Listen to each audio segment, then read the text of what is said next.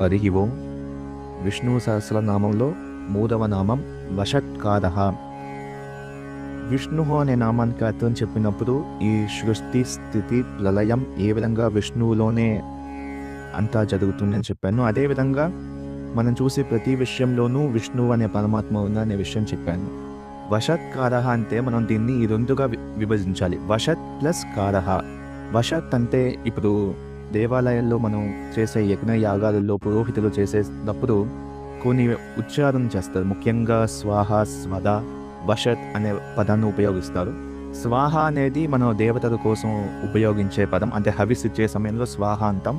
అదేవిధంగా పితృదేవతలకి మనం చెప్పేటప్పుడు స్వద అంటాం. స్వదా నమస్తర్పయామి అని ఏ విధంగా చెప్తామో అదేవిధంగా స్వాహ, స్వద అంటాం.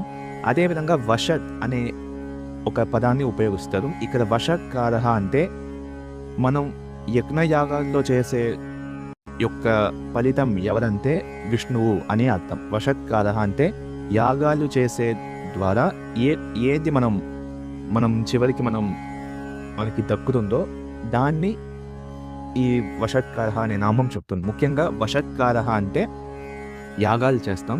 యాగాలు చేయడం వల్ల చివరిగా వచ్చే మనకి ఫలితం ఏంటంటే విష్ణువుని మనం దక్కించుకోవడం. దాన్నే వషత్కారః అని చెప్తాం. ఏ విధంగా కృష్ణ స్వామివారి భగవద్గీతలో జ్ఞాన కర్మ సన్యాస యోగంలో ముఖ్యంగా 24వ శ్లోకంలో బ్రహ్మార్పణం బ్రహ్మహవిః బ్రహ్మాగ్నో బ్రహ్మణాహుతం బ్రహ్మైవ తేన కంతవ్యం బ్రహ్మకర్మ సమాధిన అని ఏ విధంగా చెప్పారో, అంటే యాగం చేసే హవిసు అతనే, యాగంలో వాడే నెయ్యి పదార్థం కూడా స్వామివారే. ముఖ్యంగా యాగం కూడా స్వామివారే. అదేవిధంగా యాగం ద్వారా వచ్చే ఫలితం కూడా స్వామివారే అని ఏ విధంగా తను చెప్పారో ఆ యొక్క సారాంశమే ఈ వషత్కారః అనే నామం కూడా చెప్తుంది. కాబట్టి వషత్కారః అంటే యజ్ఞాలు చేయడం ద్వారా మనకి వచ్చే చివరి ఫలితం ఏంటంటే విష్ణువు యొక్క పరమపదాన్ని చేరుకోవడం అనేదే ఈ వషత్కారః అనే నామం.